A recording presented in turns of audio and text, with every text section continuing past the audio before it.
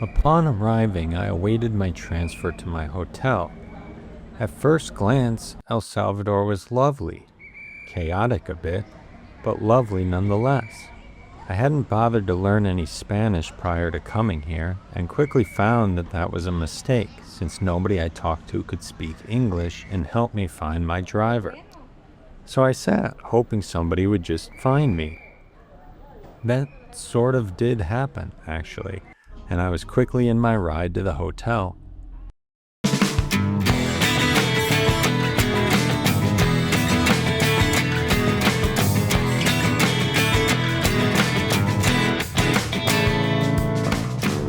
My driver spoke little English, and so it was going to be a quiet ride. This was nice, since I really didn't know what to expect from this country, and thought that looking out the window I may be able to gather some things.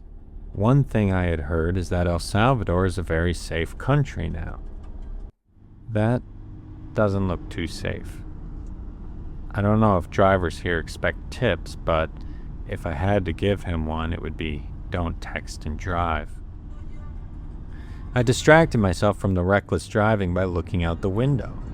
This was my first time in a Central American country, and all assumptions were being based off movies I had seen like Sicario and Rambo 5. One thing that was immediately different was there wasn't this orange haze that you see in just about every movie set in a Central American country. Everything was pretty much just the normal colors. The drive was somewhat long, but it did give me an opportunity to see some of the nature that El Salvador had to offer. It seemed pretty cool. Some stereotypes were proving to be true, though. My driver listened to a bunch of mariachi music.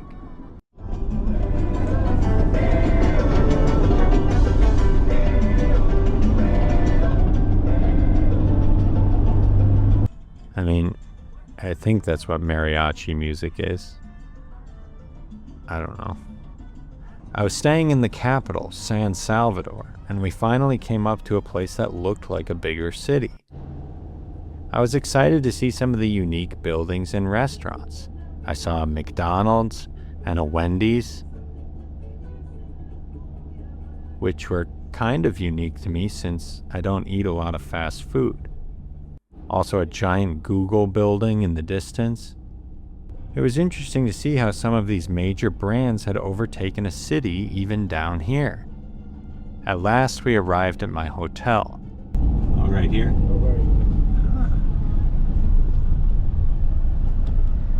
My room was interesting. It had a bed.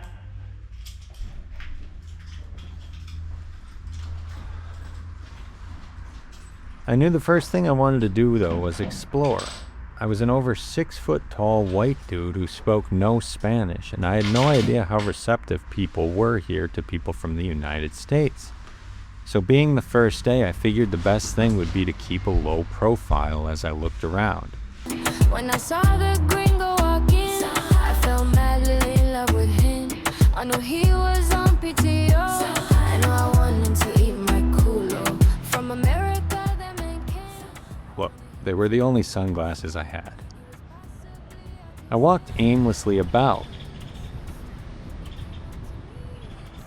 One thing you might have noticed is my camera angles are frequently coming from underneath looking up at me. There is a reason for this beyond just I like my chin and jawline and want to show them off.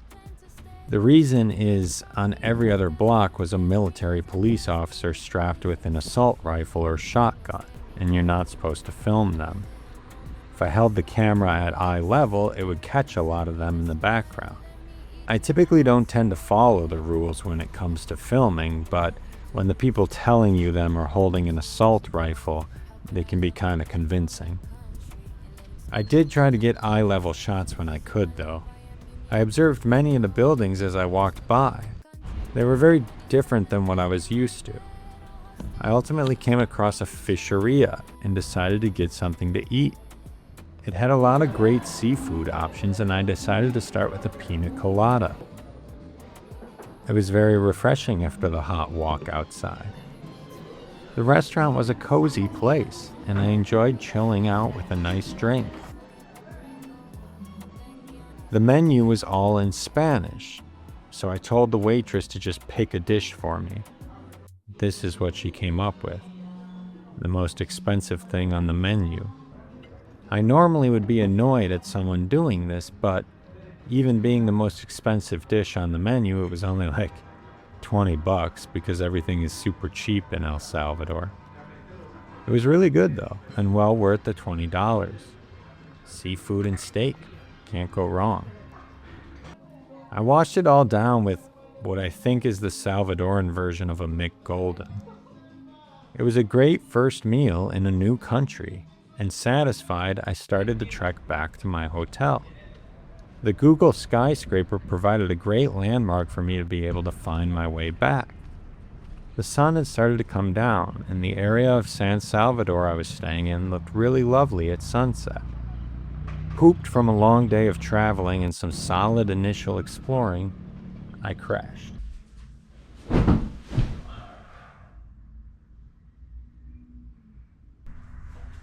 I woke up quite early and prepared to go about my first full day in San Salvador. I had made an impromptu decision to join a guided tour of the historic center downtown, but had awakened well before I was supposed to be there. This gave me a great opportunity to take a walk around my hotel area, since I didn't really get to do too much of that the previous day.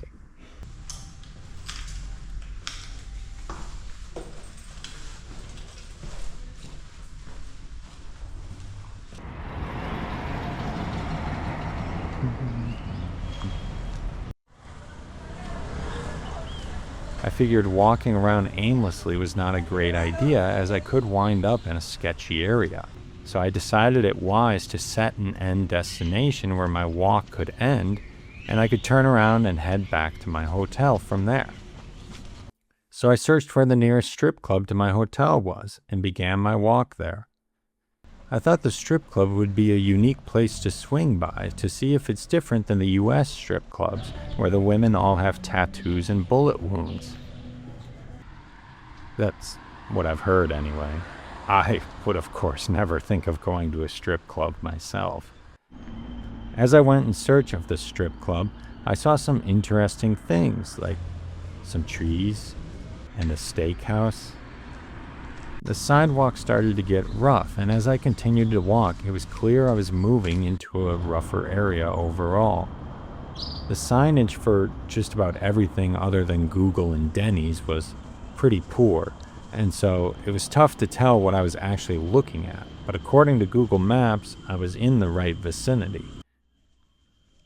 Definitely looks like a place where a strip club might be, but without a sign saying El Strip Club, there was going to be no way of knowing. Though my efforts didn't end with me finding a Salvadoran strip club, I felt very accomplished having walked the miles it took to get in the general vicinity, and decided to head back. On my way back, there was this bust of a guy. I didn't see any text saying who he was, and likely if there was text, I wouldn't be able to read it anyway. He seemed very important though. I imagine he would be very proud of how difficult it is to find strip clubs in El Salvador. So with that, I headed to breakfast.